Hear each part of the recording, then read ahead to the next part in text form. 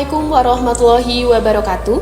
Yang terhormat Bapak Ibu Penilai Sertifikasi Dosen Gelombang 1 tahun 2025, izinkan saya memperkenalkan diri.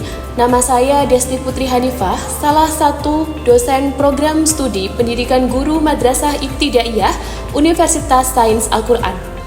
Video ini dibuat dalam rangka memenuhi persyaratan pengajuan sertifikasi dosen, yaitu pernyataan diri dosen untuk unjuk kerja Tridharma Perguruan Tinggi atau PDD UKT-PT bidang pengajaran. Pada kesempatan ini, mata kuliah yang akan saya ambil sebagai contoh video pembelajaran adalah mata kuliah pembelajaran Sains IPA MISD. Mata kuliah ini mempunyai bobot 2 SKS dan merupakan bagian dari mata kuliah wajib program studi PGMI. Deskripsi mata kuliah pembelajaran Sains IPA MISD adalah mata kuliah yang membahas konsep pembelajaran IPA di tingkat MISD, mencakup praktik merancang, melaksanakan, dan mengevaluasi pembelajaran IPA yang sesuai dengan kurikulum terbaru untuk tingkat MI sederajat. Dalam mata kuliah ini, mahasiswa akan dibekali dengan kemampuan mengintegrasikan konsep-konsep dasar IPA dengan pendekatan saintifik, literasi sains, dan pembelajaran. Materi pokok dari mata kuliah ini, yang pertama, pengantar pembelajaran IPA MISD, yang kedua, karakteristik siswa MISD dalam belajar IPA, yang ketiga, pendekatan saintifik dalam pembelajaran IPA, yang keempat, model-model pembelajaran IPA di MISD bagian pertama meliputi pembelajaran berbasis inquiry, pembelajaran berbasis masalah, dan pembelajaran berbasis proyek. Yang kelima, model-model pembelajaran IPA di MISD bagian 2 meliputi pembelajaran kooperatif dalam IPA, pembelajaran berbasis discovery, dan pembelajaran terpadu. Kemudian materi yang keenam, media dan sumber belajar IPA. 7. Pengembangan perangkat pembelajaran IPA di MISD. 8. Pengembangan pembelajaran IPA materi fisika di MISD. 9. Pembelajaran IPA materi biologi di MISD. 10. Pembelajaran IPA materi kimia dan bumi antariksa di MISD. 11. Pembelajaran IPA berbasis HOTS dan literasi sains. 12. Integrasi teknologi dalam pembelajaran IPA. 13. Evaluasi pembelajaran IPA. Dan 14. Praktik micro-teaching pembelajaran IPA. CPL Prodi pada mata kuliah ini terdiri dari 4 aspek, yaitu sikap, pengetahuan, keterampilan umum, dan keterampilan khusus. Untuk lebih spesifiknya, ada S16, yaitu menunjukkan etos kerja, tanggung jawab, rasa bangga, percaya diri, dan cinta menjadi pendidik bidang IPA, IPS, PPKN, matematika, dan bahasa Indonesia pada satuan pendidikan sekolah atau madrasah. Kemudian P14, memilih secara adekuat pendekatan dan model pembelajaran, bahan ajar, dan penilaian untuk kepentingan pembelajaran matematika, IPA, IPS, PKN, dan bahasa Indonesia pada jenjang SD atau MI. Kemudian ada KU12, yaitu mampu berkolaborasi dalam tim, menunjukkan kemampuan kreatif, inovatif, berpikir kritis, dan pemecahan masalah dalam pengembangan keilmuan dan pelaksanaan tugas di dunia kerja. Kemudian KK2, yaitu mampu menyelenggarakan pembelajaran yang mendidik sebagai guru kelas di MISD, bidang kajian PPKN, bahasa Indonesia, matematika, IPA, dan IPS.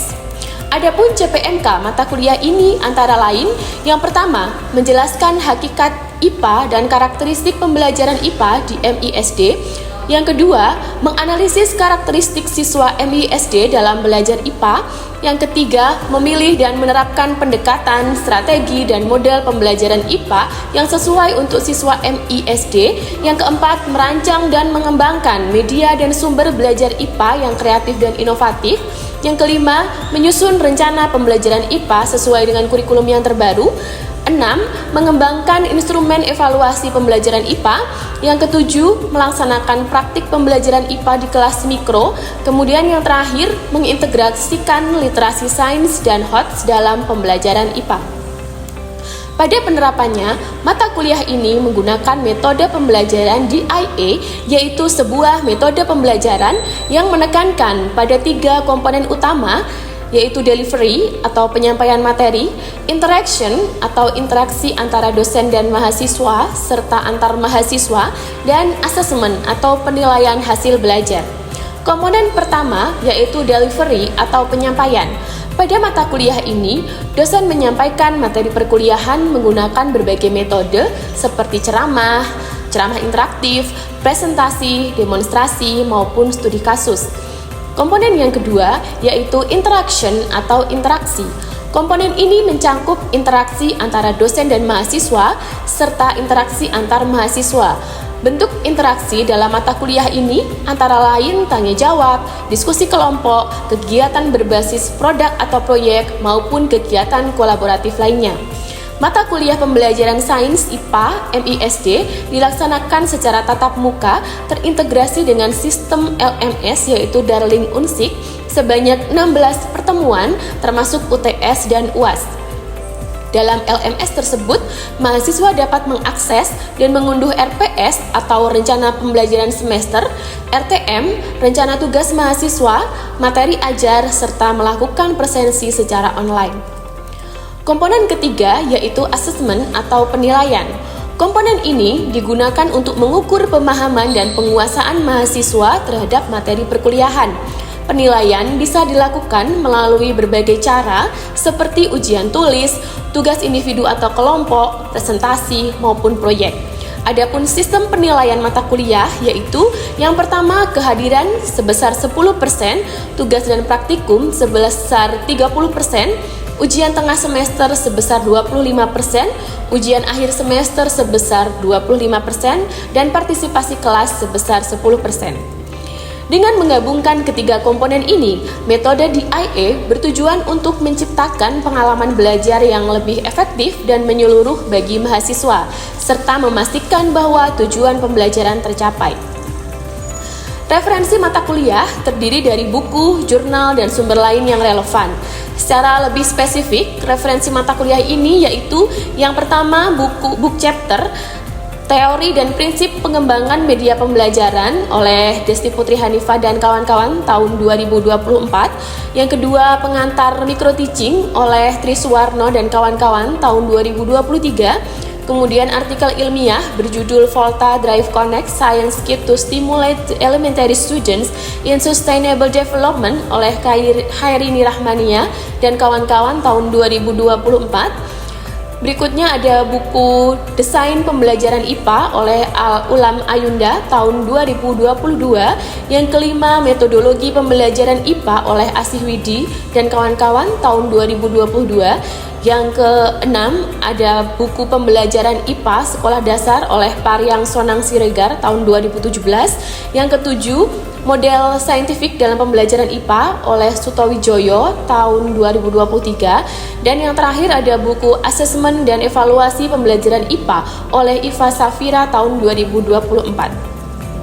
Berikut adalah video pembelajaran pada pertemuan 11 dengan materi pokok pembelajaran IPA, materi kimia, dan bumi antariksa di MI atau SD. Interaksi dilaksanakan secara ceramah, demonstrasi, dan praktikum. Selamat menyaksikan. Assalamualaikum warahmatullahi wabarakatuh. Waalaikumsalam warahmatullahi wabarakatuh. Selamat pagi. Pagi luar biasa. Tetap semangat. Terima kasih banyak atas semangatnya. Hari ini kita akan melanjutkan materi pembelajaran IPA di MISD pertemuan ke-11. Nah, sebelum kita memulai perkuliahan pada pagi hari ini, mari kita berdoa terlebih dahulu. Berdoa dimulai. Berdoa selesai. Oke, sebelum ke materi, hari ini kita akan belajar tentang kimia dan bumi antariksa di MI atau SD. Adapun capaian pembelajaran untuk mata kuliah ini, yang pertama adalah mahasiswa dapat menjelaskan konsep-konsep dasar kimia dan bumi antariksa yang sesuai untuk tingkat MI atau SD. Yang kedua, menerapkan strategi pembelajaran yang efektif untuk materi kimia dan bumi antariksa. Kemudian yang ketiga, merancang percobaan sederhana yang aman dan bermakna untuk siswa MI atau SD. Nah, kemarin teman-teman kita sudah membagi kelompok ya. Nanti akan ada yang praktikum untuk materi ini. Nah, sebelumnya coba saya tanya dulu nih ke teman-teman semua. Adakah yang sedang tidak semangat hari ini? Tidak. Semangat semua ya. Kita semua di sini semangat untuk belajar. Mari kita kosongkan gelas selama 2 SKS ke depan. Mohon perhatiannya. Saya akan menjelaskan dulu sebagai awalan atau pengantar. Nanti akan dilanjutkan oleh teman-teman dari kelompok 11 ya. Nah, di sini materi yang pertama adalah urgensi pembelajaran sains di tingkat dasar. Kenapa sih pembelajaran sains itu diperlukan di tingkat dasar? Karena anak usia tingkat dasar maksudnya ya, itu ada di fase mereka tuh punya rasa ingin tahu yang besar. Jadi IPA itu mengantarkan mereka untuk mengembangkan rasa ingin tahu alami yang dimiliki oleh anak.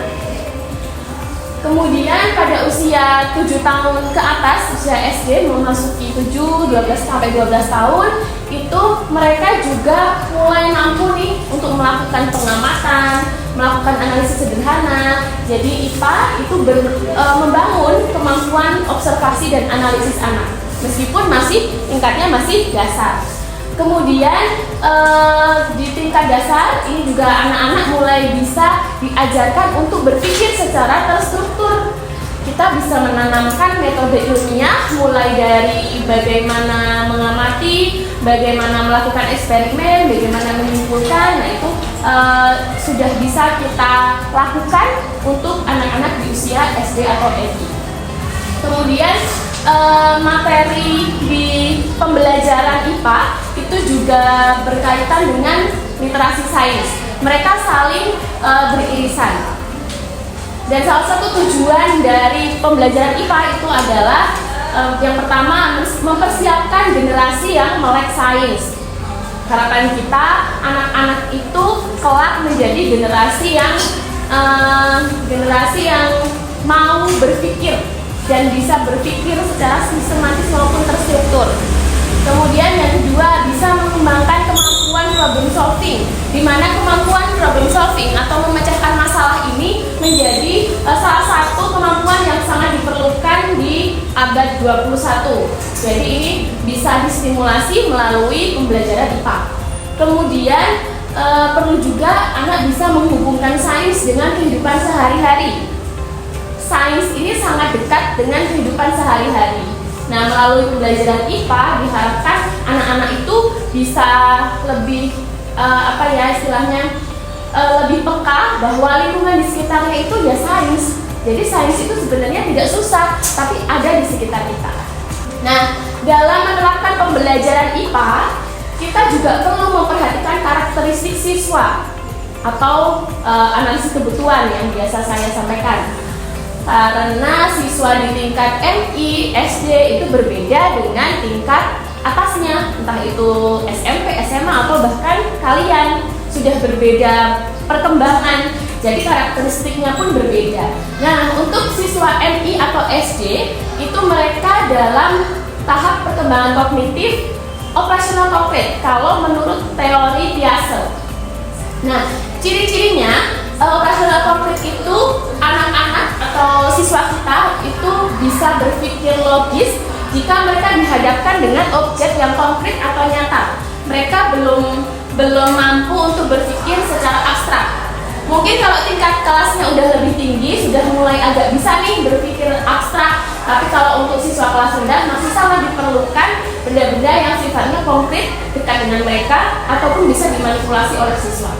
Kemudian yang kedua, ciri-cirinya anak bisa memahami konsep melalui manipulasi objek. Seperti yang saya katakan sebelumnya, sebaiknya pembelajaran IPA itu pakai benda-benda yang bisa dipegang, diraba, diremas-remas gitu, supaya mereka bisa lebih memahami konsep sainsnya. Yang sudah kita sepakati, nanti akan ada teman-teman yang mempraktikkan melanjutkan eksperimen. Kemarin kesepakatannya mau eksperimen gunung berapi. Nanti kita akan saksikan bersama-sama. Oke, nah itu materi tadi sudah saya sampaikan terkait materi pembelajaran kimia dan bumi antariksa di MI atau SD. Selanjutnya mungkin ada dari teman-teman mahasiswa yang mau bertanya, silakan mengajukan pertanyaan dengan tunjuk jari. Yuk. Saya. Ya, silakan Mbak Nida. Perkenalkan, nama saya Nida Hidrimatun Nurul Khairiyah dengan NIM 2023030036. Izin bertanya Ibu. Pertanyaan saya, semisal ada siswa ya, terus dia itu udah antusias dalam mengikuti eksperimen, tetapi anaknya ternyata tuh kurang bisa menjelaskan konsep itunya. Nah, konsepnya kurang bisa dalam menjelaskan. Konsepnya kurang dikuasai. Nah, itu mana yang lebih penting? Apakah rasa ingin tahunya atau ilmu konseptualnya? Oke, baik. Terima kasih atas pertanyaannya, Mbak Nida. Sebenarnya mana yang lebih penting antara antusiasme, rasa ingin tahu, atau pemahaman? Ya. Nah, kita bisa lihat kalau di siswa MI atau SD itu kemampuan kognitif itu ada di presentasinya itu di paling atas, artinya presentasinya paling kecil. Yang pertama sikap yang jadi fondasi, kemudian ini keterampilan. Nah, ini untuk siswa SD. Semakin tinggi jenjangnya, nanti persentase ini semakin berkurang, ini semakin bertambah. Jadi kalau kalian nih yang mahasiswa itu justru sebaliknya. Ini yang sikap, ini keterampilan, ini kognitif. Nah, kita sedang bahas SD nih, jadi di sini. Rasa ingin tahu itu ada di sikap, termasuk sikap ilmunya. Dia ada di dasar sebagai fondasi. Kalau kemampuan memahami itu ada di kognitif. Dan ini terus berkembang. Semakin tahun, semakin anak tambah besar, tambah umurnya, itu ininya akan berkembang. Jadi pertanyaan Mbak Nida tadi, mana yang lebih penting? Kalau menurut teori ini, yang lebih penting rasa ingin tahunya dulu. Rasa ingin tahunya dulu dijaga supaya dia menyukai proses belajar. Untuk hasilnya atau bagaimana dia memahami nanti akan berkembang seiring berjalannya umur.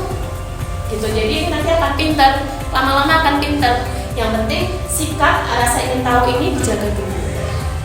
Jadi antusiasme itu perlu kita jaga. Jangan apa ya istilahnya,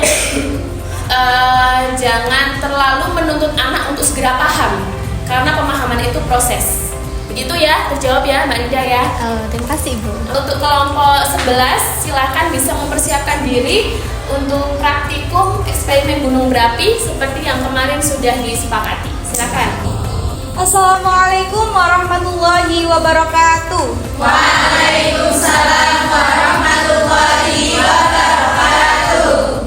Ya baik, langsung saja perkenalkan, nama saya Alfiana Agustin sebagai moderator dari kelompok 11 yang akan menyampaikan materi tentang gunung meletus. Dalam presentasi pada siang hari ini akan dibagi menjadi 4 sesi. Untuk yang pertama yaitu pembukaan, yang kedua penyampaian materi, yang ketiga sesi diskusi, dan yang terakhir penutup. Mari kita buka presentasi pada siang hari ini dengan bacaan basmalah bersama. Bismillahirrahmanirrahim. Baik, untuk yang selanjutnya yaitu sesi penyampaian materi. Kepada kelompok 11 kami persilakan untuk menyampaikan materi. Baik teman-teman, kami akan menyampaikan hasil diskusi kami tentang merancang percobaan kimia sederhana yang aman untuk siswa MI atau SD. Nah, kali ini kita akan melakukan percobaan tentang gunung meletus mini atau eksperimen seru asam dan basa. Nah, biasanya eksperimen ini dilakukan di kelas atau tingkat pendidikan yang sesuai, yaitu pada kelas 5-6 atau fase C. Karena percobaan ini dapat digunakan untuk mengenalkan konsep reaksi kimia secara lebih mendalam, seperti reaksi asam dari cuka dan basa dari soda kue yang menghasilkan gas karbon dioksida sehingga terjadi letusan seperti gunung meletus. Nah, topik dan konsep kimia yang akan dibahas yaitu reaksi asam basa antara cuka dan soda kue. Tujuan dari praktikum ini yang pertama yaitu mengenalkan senyawa kimia, yang kedua memahami perubahan kimia selama erupsi gunung berapi, dan meningkatkan minat dan kompetensi sains pada siswa. Dan yang terakhir melatih kemampuan observasi dan eksplorasi ilmiah. Alat dan bahan yang digunakan yaitu yang pertama ada cuka, soda kue, pewarna makanan, sabun cair, botol plastik, corong dari kertas, nampan atau wadah besar untuk alas.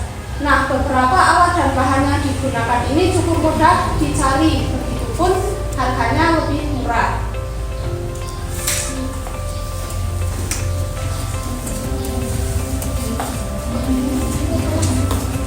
Selanjutnya adalah nama kerja dari gunung berapi ini, eksperimen ini. Yang pertama kita tuang sabun cair ke dalam gelas yang nantinya akan dicampur pewarna.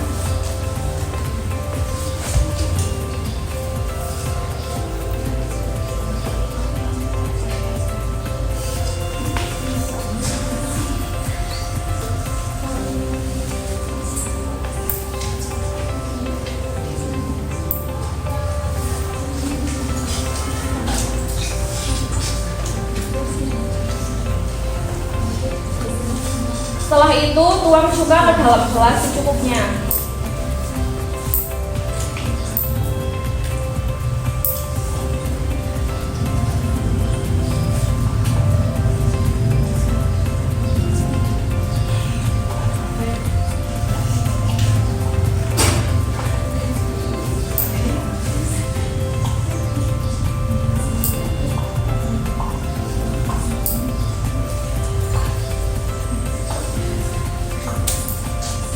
Setelah itu diaduk hingga merata.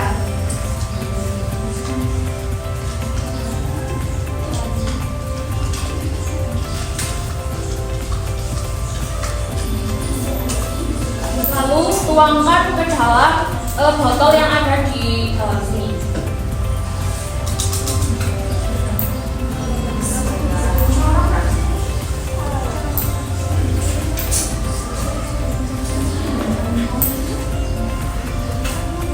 Setelah larutan cuka dan sabunnya sudah, kita masukkan soda kue secara cepat ke dalam mulut gunung.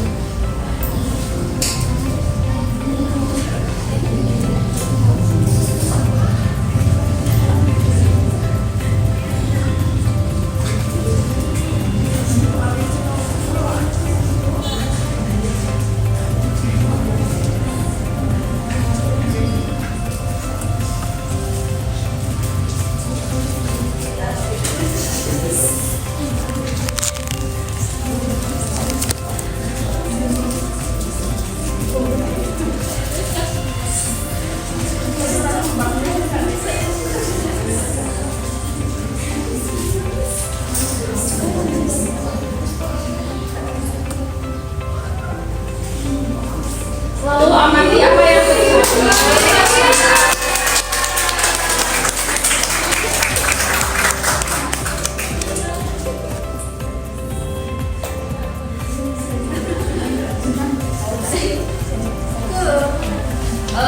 Hasil atau penjelasan fenomena kimia yang terjadi. Yang pertama ada reaksi asam dan basa. Asamnya itu berasal dari cuka dan basanya berasal dari soda kue. Kemudian ada pembentukan gas karbon dioksida. Apabila cuka dan basa itu dicampurkan, maka nanti akan menghasilkan karbon dioksida yang mendorong keluarnya dari mulut dari dalam gunungnya itu. Kemudian ada pembentukan busa dan letusan. Mengapa kita memakai sabun? Agar busanya itu terlihat banyak dan akan terbentuk busa yang menyerupai magma.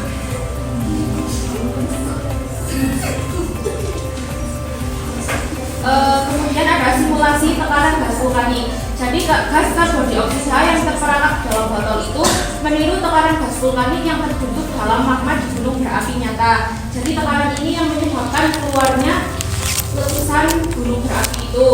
Kemudian yang terakhir ada hubungan dengan fenomena alam.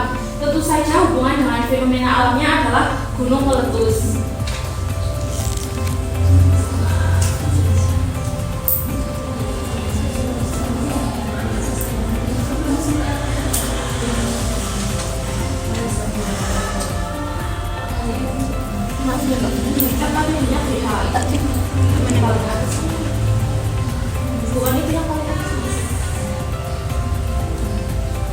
Selanjutnya yaitu ada LKPD. Alat dan bahan tadi sudah dijelaskan.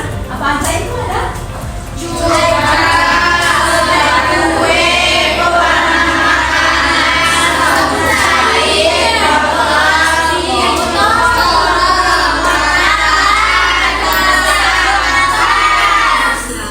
Baik, karena sesi penyampaian materi dan sesi diskusi sudah dilaksanakan, mari kita tutup presentasi pada siang hari ini dengan bacaan hamdalah bersama.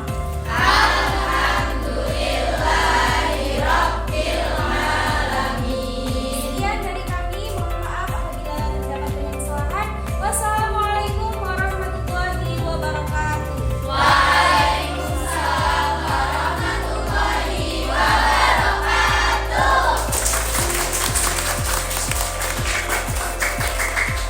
Oke, baik. Demikian perkuliahan pada pagi hari ini. Terima kasih banyak atas partisipasi dan semangatnya, terutama untuk kelompok 11 yang hari ini sudah mempresentasikan dengan baik. Tepuk tangan untuk kita semua. Untuk pertemuan berikutnya, kelompok 12 jangan lupa juga menyiapkan praktikum seperti kelompok sebelumnya ya, dengan materi yang berbeda. Kita tunggu presentasinya pekan depan. Jangan lupa dikerjakan dengan sebaik-baiknya. Oke, tetap semangat ya semuanya. Sampai jumpa minggu depan. Semoga sehat selalu. Mohon maaf apabila ada kesalahan. Wabillahi taufiq wal hidayah. Wassalamualaikum warahmatullahi wabarakatuh.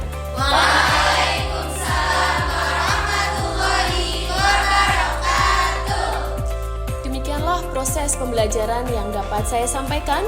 Semoga dapat menjadi bahan pertimbangan oleh tim penilai sertifikasi dosen gelombang 1 tahun 2025. Terima kasih. Wabillahi taufiq wal hidayah. Wassalamualaikum warahmatullahi wabarakatuh.